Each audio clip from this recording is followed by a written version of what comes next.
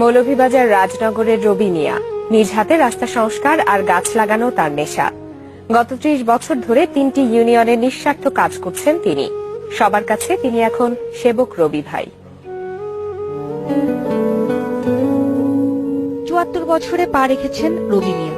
তারপরও সব সময় সাথে থাকে কোদাল আর দা, কারণ সারাদিন কখনো রাস্তা সংস্কার করেন বা গাছ লাগান। রাস্তার দুপাশে ও শিক্ষা প্রতিষ্ঠানে কমপক্ষে ১,০০০ গাছ লাগিয়েছেন। আশেপাশের প্রায় ৩০ কিলোমিটার রাস্তায় মাটি ফেলেছেন নিজে।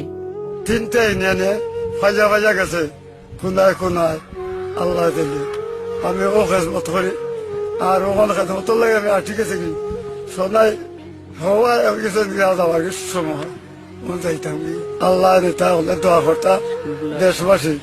বিভিন্ন কার্যালয় নিজ হাতে পরিষ্কার করেন রবি মিয়া।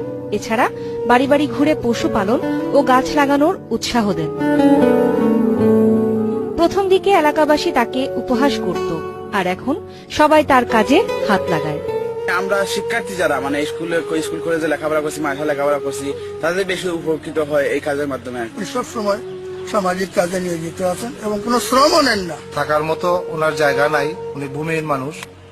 আমরা ইউনিয়ন পরিষদের পক্ষ থেকে উনাকে বয়স্ক ভাতা ও হতদরিদ্রের কর্মসূচির যে ১০ টাকা কেজি চাউল এটা আমরা দিচ্ছি। রবি মিয়ার কাজে একসময় বাধা দিয়েছে সন্তানেরা, তারাই এখন গর্ববোধ করেন। ছোটবেলা থেকে দীর্ঘদিন থেকে দেখতে আইলাম তাই রাস্তাঘাটে খাম পড়া, তাদের বাধা আপত্তি দেয়, কিন্তু তাদের বাধা আপত্তি দিলে তাই মানে অসুস্থ করে যায়। ছাত্রছাত্রীও আইন তাদের সম্মান দেন, তারাও সম্মান দেন। জীবনের শেষ দিন পর্যন্ত নিজেকে বিলিয়ে দিতে চান মানব সেবক আখ্যা পাওয়া Rabi Mia. Independent news desk.